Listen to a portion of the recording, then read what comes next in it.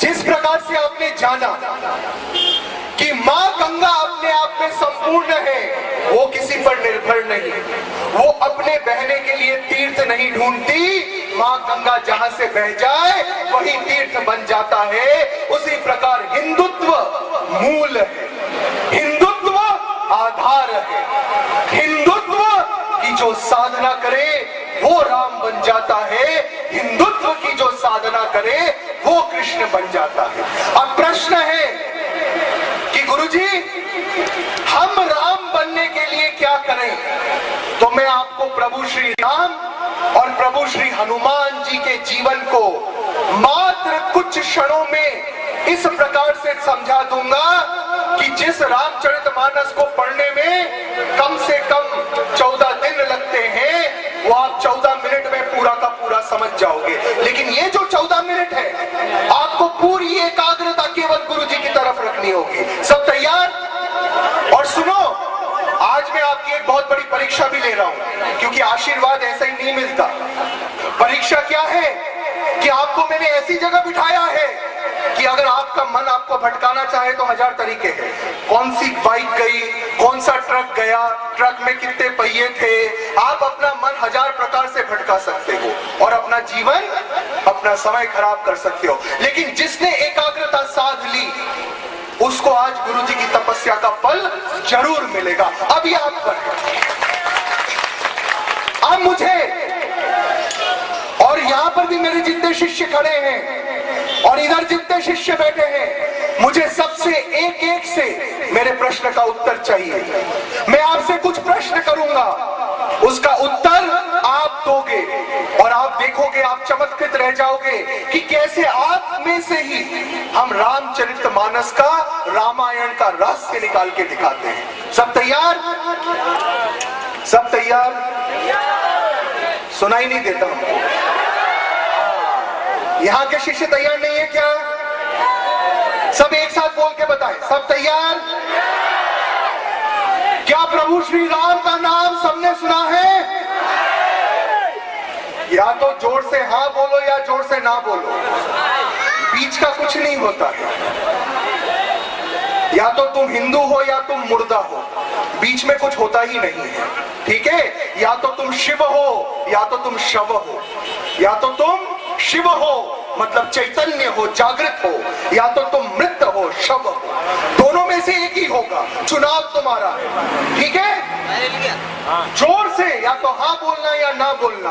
प्रभु श्री राम का नाम सबने सुना है? प्रभु श्री राम का जन्म कहां हुआ था? प्रभु श्री राम का जन्म कहां हुआ था? अयोध्या में हुआ था। अरे हाँ बोलो जोर से। अब मुझे एक प्रश्न का उत्तर दो, क्या प्रभु श्री राम का जन्म किसी बहुत गरीब परिवार में हुआ था क्या? क्या उनको बचपन में खाने की कमी थी, की कमी थी? अब मेरी बात ध्यान से सुनना और एक एक शब्द सुनना। एक साधारण मनुष्य जो शव है और एक राम जो शिव है, उसमें अंतर केवल सोच का होता है। किसका होता है? राम जी के भी 2 ही हाथ थे, तुम्हारे भी 2 ही हाथ थे। उनका भी एक मनुष्य जीवन था, तुम्हारा भी एक मनुष्य जीवन है। तो अंतर कहां रह जाता है? बात को समझना तो रामायण समझ पाओगे। क्या आप सब रामायण का रहस्य जानना चाहते हो? क्या आज आप राम जी को जानना चाहते हो? क्या आप स्वयं राम बनना चाहते हो? तो मेरे प्रश्नों को बहुत गंभीरता से समझो और सोच के उत्तर दो। मुझे एक बात बताइए, हिंदू समाज का, आज के हिंदू समाज का एक साधारण व्यक्ति कैसा होता है? आप उसको बोलिए बेटा धर्म का काम है चलो, तो पूछेगा इसमें मेरा क्या फायदा? तो आप बोलोगे कि बेटा तुम वैष्णो देवी जाओगे तो तुम्हें स्वर्ग मिलेगा। अच्छा तो चलता। लेकिन अगर आप बोलोगे कि वैष्णो देवी जाने से कुछ नहीं मिलेगा, बोलेगा फिर तो रहने दो। आप बोलो अमरनाथ बाबा की यात्रा शुरू हो रही है, अमरनाथ बाबा की यात्रा पे चलो, पहला प्रश्न उससे क्या होता है? अरे शिव जी वरदान देते हैं, पैसा मिलता है, मरने के बाद स्वर्ग मिलता है। अरे तब तो चलो। लेकिन अगर उनको बोलोगे कि अमरनाथ की यात्रा में इसलिए जाओ कि तुम्हें शिव जी की भक्ति करनी है। अरे वो तो घर पे भी बैठ के कर लेंगे, उसके लिए क्यों अपनी नींद खराब। अर्थात एक साधारण मनुष्य जो भी करता है उसमें वो अपना क्या ढूंढता है? स्वार्थ। क्या ढूंढता है? बात समझ में आ रही है? और बेटा ये सबके जीवन की कहानी है, बात को समझो। आज गुरुजी ये बताने आए हैं, ये रहस्य बताने आए हैं कि आप स्वयं प्रभु श्री राम कैसे बन सकते हो। बात को समझना, एक एक शब्द को। अब प्रभु श्री राम का जीवन देखो, वो एक सम्राट के पुत्र थे, उनके पास धन की कोई कमी नहीं थी, मानते हो? धन की कमी थी क्या? अगर वो जीवन में पढ़ाई लिखाई नहीं करते, कोई काम नहीं करते, तो भी आराम से रह सकते थे, रह सकते थे। अब आप प्रभु श्री राम का जीवन देखो, एक सम्राट का पुत्र होते हुए भी उन्होंने सबसे पहले महर्षि वशिष्ठ जी से ज्ञान, विज्ञान और आध्यात्म की शिक्षा प्राप्त की। किससे? किससे ज्ञान, विज्ञान और आध्यात्म की शिक्षा प्राप्त की? क्यों प्राप्त की? बात समझना, क्यों प्राप्त की? क्योंकि एक कमजोर आदमी कभी अपने मां की रक्षा नहीं कर सकता। क्या एक भिखारी किसी करोड़पति को दान दे सकता है? दे सकता है? तो प्रभु श्री राम ने सबसे पहले हमें यह समझाया कि अगर हमें अपने राष्ट्र की निस्वार्थ साधना करनी है तो सबसे पहले स्वयं को सामर्थ्यवान बनाना होगा। स्वयं को क्या बनाना होगा? तो जोर से जय श्री राम बोलो। एहसास तो कराओ कि हम हिंदुओं के बीच में बैठे हैं, शिव के बीच में बैठे हैं, शव के बीच में नहीं। जो बात दिल को छुए सबको एक साथ जय श्री राम बोलना है। सब एक साथ मुझे एक बार जोर से बोल के दिखाओ, कैसे बोलोगे? बस। अरे हमारे अकेले गन्नू महाराज, तुम जितनी आवाज अभी करके दिखाएं, जितनी आवाज निकली मेरे अकेले गन्नू महाराज इससे जोर से निकाल के दिखाएंगे। गन्नू महाराज इधर आओ। आप सोचो इतने लोग बैठे हैं, कितनी जय श्री राम की आवाज आई। अब एक बार गन्नू महाराज जी के एक बार सुनना, और ये समझो ये अभी भजन गा के बैठे हैं, इनका गला थका हुआ है। एक बार सुनो और उसके बाद सबको इससे जोर से बोल के दिखाना। जय जय सिया राम। आप जब भी जय श्री राम बोलो इनसे ज्यादा जोर से बोल के दिखाना है। इसके पहले तो आपकी जो सामूहिक ध्वनि थी वो इनसे कम थी अकेले के। अब बात को समझो, प्रभु श्री राम ने सर्वप्रथम ज्ञान, विज्ञान, आध्यात्म की शिक्षा प्राप्त की महर्षि वशिष्ठ से, लेकिन वो पोथीवाचक नहीं बने। उन्होंने ये नहीं कहा चलो मैं तो ज्ञानी बन गया, अब केवल मैं प्रवचन दूंगा। अगर रावण तुम्हें मारने आए तो मैं रावण को प्रवचन दूंगा, रावण मत मारो ये बुरी बात है, और वो अगर नहीं सुने तो भाग जाऊंगा। ऐसा नहीं किया प्रभु श्री राम ने। प्रभु श्री राम ने क्या किया? पहले वो ज्ञानी बने, विज्ञानी बने, आध्यात्मिक रूप से चैतन्य बने, फिर महर्षि विश्वामित्र के पास जाकर उन्होंने अस्त्र शस्त्र और युद्ध कला की शिक्षा प्राप्त की। याद रखो, जो राष्ट्र, जो धर्म, जो संस्कृति स्वयं की रक्षा नहीं कर सकता उसका कोई अस्तित्व नहीं है, उसका कोई मूल्य नहीं है। तो अगर तुम चाहते हो कि तुम गर्व से कह सको मैं हिंदू हूं, तो राम की तरह बलशाली बनो। अब बात को ध्यान से सुनना। प्रभु श्री राम ने ज्ञान प्राप्त किया, विज्ञान प्राप्त किया, आध्यात्मिक रूप से चैतन्य बने, उन्होंने बल भी प्राप्त किया, लेकिन क्या उन्होंने इसका अहंकार किया? क्या उन्होंने अपनी शक्ति का उपयोग इसके लिए किया कि जो मुझसे कमजोर है उसको मैं सताऊं, उसको मैं दुख दूं, उसको मैं कष्ट दूं? ये प्रभु श्री राम का परिचय है। क्या कि पहले सामर्थ्यवान बनो, पहले ताकतवर बनो, आर्थिक रूप से सक्षम बनो, सामाजिक रूप से एक बनो, राजनीतिक रूप से ताकतवर बनो, आध्यात्मिक रूप से चैतन्य बनो, दृष्टि से, अस्त्र शस्त्र की दृष्टि से ताकतवर बनो, लेकिन इस ताकत का कभी भी अहंकार न करो। अगर ये एक चीज समझ ले तो आपने रामायण समझ ली, क्योंकि रामायण इसके बाद इस ज्ञान की अभिव्यक्ति मात्र है। प्रभु श्री राम ने, अब मेरे एक एक शब्द का ध्यान से हृदय में बिठा लो, आज के बाद आपको रामायण पढ़ने की जरूरत नहीं होगी। मैं वचन देता हूं, आपके भीतर राम होगा और आपकी आने वाली संतानें आपके गर्भ से राम बन के निकलेंगी, मैं वचन देता हूं। लेकिन आज पूरी एकाग्रता से एक एक शब्द को पी लो। मुझे एक बात बताओ, जब एक गांव में सरपंच का चुनाव होता है तो क्या हो जाता है? पूरा गांव बढ़ जाता है। पता चला एक पाटीदार, एक खाती पटेल और एक हरिजन सरपंच का चुनाव लड़ रहे हैं। वो ये भूल जाते हैं कि हमारा अस्तित्व हिंदुत्व के आधार पर टिका हुआ है। एक छोटा सा पंचायत का चुनाव जीतने के लिए क्या शुरू हो जाएगा? देखो, तुम पाटीदार हो ना, मैं भी पाटीदार हूं, मुझे वोट दो। अरे वो तो खाती पटेल है, उसको वोट मत देना, वो तो हरिजन है, उसको ये मत करना। होता है कि नहीं होता है? देखा है कि नहीं देखा है? अब ऐसी मानसिकता से प्रभु श्री राम की तुलना करके देखो।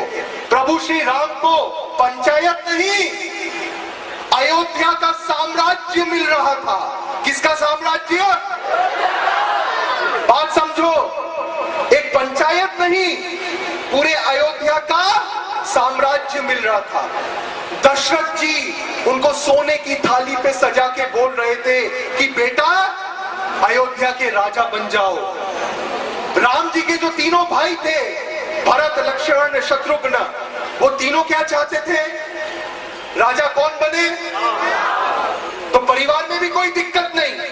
अयोध्या की जनता किसको राजा चाहती थी?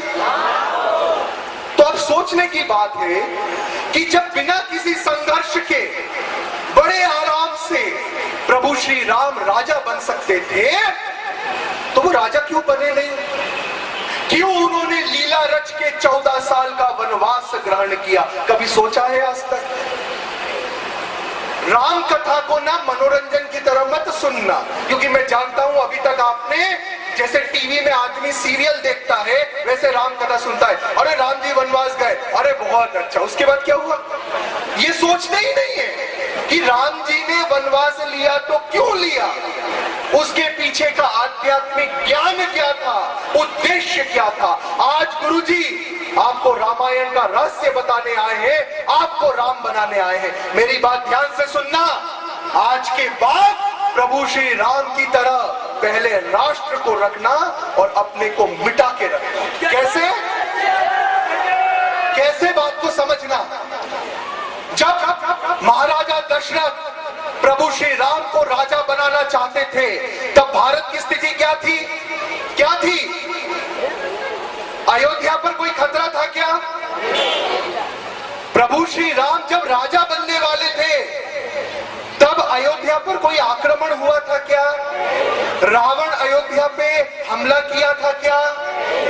तो फिर प्रभु श्री राम ने 14 साल का वनवास क्यों लिया? सोचो, क्योंकि प्रभु श्री राम ने ये देखा कि यद्यपि मैं सुरक्षित हूं, मेरा घर सुरक्षित है, मेरा परिवार सुरक्षित है, मेरा राजपाट सुरक्षित है, मेरा अयोध्या सुरक्षित है, लेकिन भारत सुरक्षित नहीं है।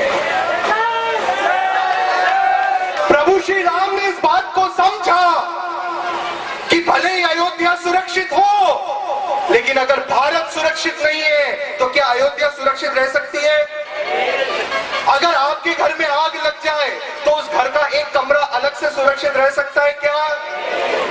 तो प्रभु श्री राम ने क्या देखा कि यद्यपि अयोध्या तो सुरक्षित है, लेकिन भारत मां सुरक्षित नहीं है। क्यों? मुझे एक बात बताओ, प्रभु श्री राम को ऐसा क्यों लगा कि भारत सुरक्षित नहीं है? क्या रावण ने कभी भारत पे हमला किया था? क्या रावण ने कभी भारत पे हमला किया था? पीछे से आवाज आनी चाहिए। नहीं किया था ना? तो फिर प्रभु श्री राम को चिंता क्यों हुई? बात को समझना, क्योंकि भारत केवल एक भूमि का टुकड़ा नहीं है, क्योंकि भारत केवल एक भूमि का टुकड़ा, एक छोटा सा देश नहीं है। भारत सबसे पहले संस्कृति है। भारत सबसे पहले क्या है? भारत सबसे पहले क्या है? भारत सबसे पहले संस्कृति है। भारत सबसे पहले धर्म है। भारत सबसे पहले आचरण है। अगर भारत की हिंदू संस्कृति सुरक्षित नहीं है तो भारत भी सुरक्षित नहीं रह सकता। बात समझ में आई? आई तो जोर से जय श्री राम एक साथ बोलो। फिर से गन्नू महाराज को बुलाए क्या? आपको बार बार उदाहरण की जरूरत क्यों होती है? जोर से एक बार यहां से अंत तक जय श्री राम बोलो। प्रभु श्री राम ने यह देखा कि यद्यपि रावण भारत पर आक्रमण नहीं करता है, लेकिन असुरों को भेजकर वो हिंदू संस्कृति पर आक्रमण कर रहा है। रावण क्या करता था? रावण क्या करता था? रावण असुरों को भेजकर हिंदू संस्कृति पर आक्रमण करता था। मतलब हिंदू संस्कृति का मतलब क्या है? हिंदू संस्कृति का मतलब है हिंदू धर्म, हिंदू आचरण, हिंदू विचार। बेटा अच्छा, हिंदू संस्कृति का अर्थ है हिंदू धर्म, हिंदू विचार, हिंदू संस्कार। तो रावण क्या करता था? असुरों को भेजता था। कहीं कोई ऋषि यज्ञ कर रहा है तो उस यज्ञ पर आक्रमण करता था। बात को ध्यान से समझना। रावण क्या करता था? वो भारत पर सीधा आक्रमण नहीं करता था। जहां यज्ञ हो रहा है वो यज्ञ पर आक्रमण करता था। जो हमारे राष्ट्र के महान ऋषि मुनि थे उनकी हत्याएं करवाता था। तो प्रभु श्री राम ने क्या जाना कि अगर हमारी संस्कृति सुरक्षित नहीं है, अगर हमारा धर्म आचरण सुरक्षित नहीं है तो भारत भी सुरक्षित नहीं रह सकता। आप सोचो, आप इस बात पर ध्यान दो। अयोध्या सुरक्षित है, लेकिन प्रभु श्री राम उसमें संतुष्ट नहीं हुए। उन्होंने इस बात का आलस्य नहीं किया। उन्होंने इस बात का आलस्य नहीं किया कि मेरी अयोध्या तो सुरक्षित है, अब मुझे क्या चिंता, रावण जो भी कर रहा है करने दो। नहीं, उसने इनकी चिंता न करते हुए अयोध्या के पहले, अपने सुख सुविधा के पहले भारत की चिंता की। इसलिए प्रभु श्री राम भगवान हुए। अब बात ध्यान से समझना। प्रभु श्री राम जानते थे कि महाराजा दशरथ उनको अपनी इच्छा से 14 साल के लिए वनवास पे जाने नहीं देंगे। ये जानते थे प्रभु श्री राम, और पिता की आज्ञा के बिना जा भी नहीं सकते। तो उन्होंने क्या किया? उन्होंने एक ऐसी लीला रची मां कैकेयी के साथ कि उनको 14 साल का वनवास मिला। अब मुझे एक बात बताओ, अगर प्रभु श्री राम को भारत को बचाने के लिए केवल रावण को मारना होता, अगर प्रभु श्री राम को भारत को बचाने के लिए केवल रावण को मारना होता तो उनको वनवास लेने की जरूरत थी क्या? एक एक से उत्तर आना चाहिए। अगर प्रभु श्री राम को केवल रावण को मारना होता तो उनको वनवास लेने की जरूरत थी क्या? तो उन्होंने वनवास क्यों लिया, इस बात को समझना। मेरे शिष्यों, एक बात को समझो, आसुरिक संस्कृति तभी प्रबल हो सकती है, आसुरिक संस्कृति तभी ताकतवर हो सकती है जब ईश्वरीय संस्कृति कमजोर पड़े। जब हिंदू समाज जातिवाद, भाषावाद, प्रांतवाद, जात पात पे बंटने लगा, तब लंका से आसुरिक शक्ति प्रबल होने लगी।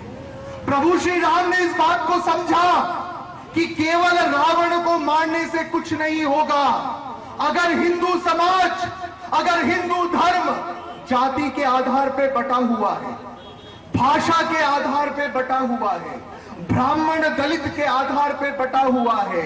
अगर भारत का वनवासी समाज हिंदुत्व की मुख्य धारा से जुड़ा हुआ नहीं है तो भारत कभी सुरक्षित नहीं रह सकता। इसलिए प्रभु श्री राम ने 14 साल का वनवास धारण किया। ये उनकी सजा नहीं थी, ये उनकी साधना थी। बात समझ में आई? तो सब जोर से बोलो एक बार जय श्री राम। इस बात को ध्यान से समझो, प्रभु श्री राम ने वनवास अपनी इच्छा से ग्रहण किया था ताकि वो उत्तर भारत, अयोध्या कहां पे है? अयोध्या कहां पे है? उत्तर भारत में। और लंका कहां पे है? दक्षिण भारत में। तो प्रभु श्री राम ने 14 साल का वनवास इसलिए ग्रहण किया कि वो उत्तर भारत से दक्षिण भारत तक की पद यात्रा करके जो हिंदू समाज जाति के कारण बंट गया था, आपस में भेदभाव के कारण, अपने निजी स्वार्थ और भय के कारण कमजोर हो गया था, बंट गया था, उसको वो संगठित कर सके। मुझे एक बात बताओ, प्रभु श्री राम ने वनवास लेने के बाद सबसे पहले क्या किया था? क्या वो सीधा लंका गए थे? प्रभु श्री राम क्या सीधा लंका गए थे? उन्होंने सबसे पहले क्या किया? उन्होंने सबसे पहले क्या सीधा लंका गए थे? उन्होंने सबसे पहले क्या किया? उन्होंने सबसे पहले हिंदू समाज का जो सबसे कमजोर वर्ग है, हिंदू समाज का जो सबसे दलित वर्ग है, उसको राष्ट्रवाद और हिंदुत्व की मुख्य धारा से जोड़ा। मुझे एक बात बताओ, प्रभु श्री राम मां शबरी के पास गए थे कि शबरी को राम के पास जाना पड़ा? प्रभु श्री राम शबरी के पास गए थे कि शबरी जी को राम के पास जाना पड़ा था? जब तक मुझे उत्तर नहीं मिलेगा बात आगे नहीं बढ़ेगी। प्रभु श्री राम शबरी मां के पास गए थे। इसका क्या अर्थ है कि जब एक व्यक्ति सामर्थ्यवान बन जाए, जब आपके पास ताकत आ जाए, तो उसका आपको अहंकार नहीं करना, उसका आपको निजी भोग विलास के लिए उपयोग नहीं करना, बल्कि समाज का जो सबसे गरीब व्यक्ति है, जो सबसे दलित है, सबसे पिछड़ा हुआ है, जो सबसे शुद्ध, सबसे शोषित है, उसकी भलाई के लिए, उसकी सेवा के लिए, उसकी साधना के लिए अपने जीवन को झोंक देना, ये जो कर पाता है वो प्रभु श्री राम बन पाता है।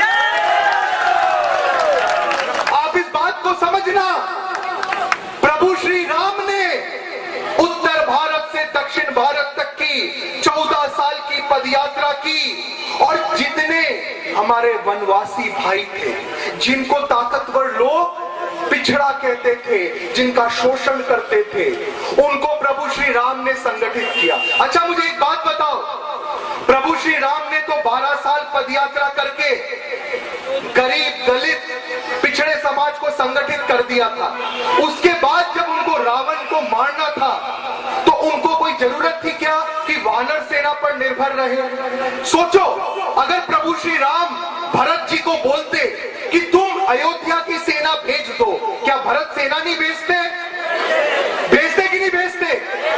तो मुझे एक बात बताओ कि तैयार सेना अयोध्या की, ताकतवर सेना अयोध्या की, उसका उपयोग न करके प्रभु श्री राम ने वानर सेना का उपयोग क्यों किया? सोचो इस बात पर, अगर रामायण समझना है। क्योंकि उस समय हिंदू समाज का सबसे गरीब, सबसे कमजोर वर्ग था वानर समाज। वो इतना कमजोर था कि असुर उनको खा जाते थे।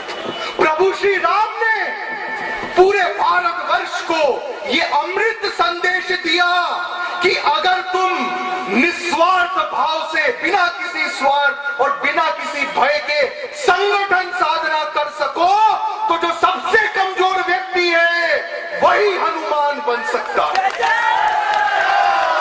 प्रभु श्री राम ने अयोध्या से सेना इसलिए नहीं बुलाई क्योंकि वो चाहते थे कि हिंदू समाज का सबसे कमजोर वर्ग इतना ताकतवर बन जाए कि वो असुरों के राजा रावण तक का नाश कर सके। अब आप इस बात को और गहरे में समझो, प्रभु श्री राम ने पूरे हिंदू समाज को संगठित किया, अर्थात प्रभु श्री राम का, प्रभु श्री राम के जीवन का, प्रभु श्री राम की साधना का, हिंदुत्व का संदेश क्या हुआ? इसका मतलब क्या हुआ संदेश? निस्वार्थ निर्भीक संगठन साधना, निस्वार्थ